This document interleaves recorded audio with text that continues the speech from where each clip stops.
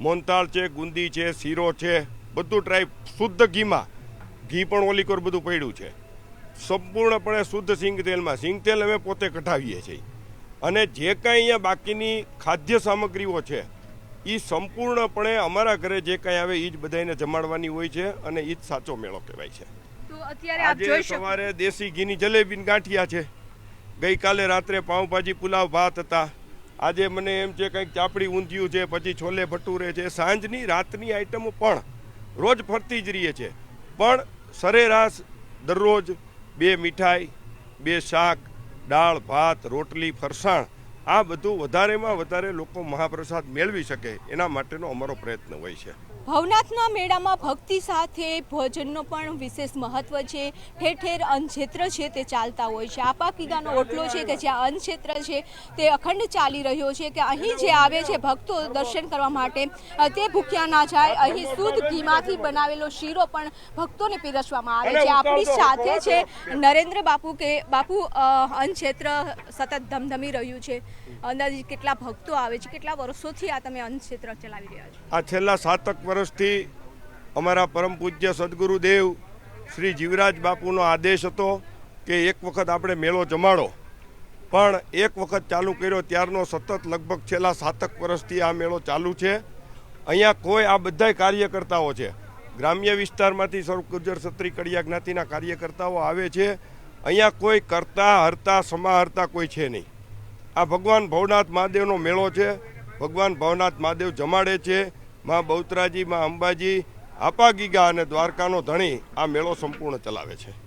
કેટલા લોકો છે રોજના પ્રસાદ લેવા માટે આવતા હોય છે? આમાં એવું છે બેન, આમાં કંઈ ગણવાના હોય નહીં, પણ સરેરાશ લગભગ અંદાજે 7-8 દિવસમાં 2.5-3 લાખ લોકો મહાપ્રસાદનો લાભ અહીંયાથી લેતા હોય છે. પ્રેસ મીડિયા, ઇલેક્ટ્રોનિક મીડિયા, તમારા બધાનો ખૂબ અમે આભાર માનીએ છીએ. એટલા માટે કે આંગળી ચિંધાનું પૂન છે એ મુજબ તમે લોકો સૌ પ્રેસ મીડિયા, ઇલેક્ટ્રોનિક મીડિયાના લોકો દ્વારા વધારેમાં વધારે જાહેરાત થાય, જેથી કરી અને વધારેમાં વધારે લોકો અહીં મહાપ્રસાદ લેવા આવે એવી અમે અપેક્ષા રાખતા હોઈએ છીએ. એટલે અમે તમને પણ વિનંતી કરીએ છીએ કે વધારેમાં વધારે, અને તમારી ચેનલ જે કોઈ જતા હોય એને પણ એ લોકો વધારે શેર કરે. બાપુ, અત્યારે શુદ્ધ ઘીનો શીરો બનાવવામાં આવ્યો છે, સાથે સાથે ડ્રાય ફ્રૂટ પણ નાખવામાં આવ્યું છે. એટલે કે અહીં પ્રસાદ ખાલી આપવા પૂરતો નથી આપવામાં આવતો, પણ ખૂબ એનું હાઇજેનિકનું ધ્યાન રાખવામાં આવે છે.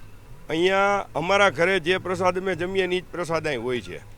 દરરોજ 2 મીઠાઈ, આજે લગભગ 3 હશે. મોનતાળ છે, ગુંદી છે, શીરો છે, બધું ટ્રાય શુદ્ધ ઘીમાં.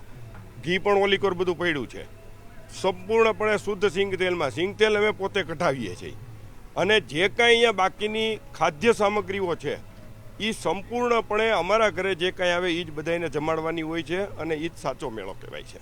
તો અત્યારે આપ જોઈ શકો સવારે દેશી ઘીની જલેબી ગાંઠિયા છે, ગઈકાલે રાત્રે પાઉંભાજી પુલાવ ભાત હતા, આજે મને એમ છે કંઈક ચાપડી ઊંધિયું છે, પછી છોલે ભટુરે છે. સાંજની રાતની આઈટમો પણ રોજ ફરતી જ રહીએ છે, પણ સરેરાશ દરરોજ 2 મીઠાઈ, 2 શાક, દાળ ભાત, રોટલી, ફરસાણ, આ બધું વધારેમાં વધારે લોકો મહાપ્રસાદ મેળવી શકે એના માટેનો અમારો પ્રયત્ન હોય છે. તો અત્યારે આપ જોઈ શકો છો કે આ રસોડું છે સતત ધમધમી રહ્યું છે. અહીં આવતા તમામ ભક્તોને પ્રસાદ મળી રહે તેની માટેની વ્યવસ્થા છે કરવામાં આવતી હોય છે.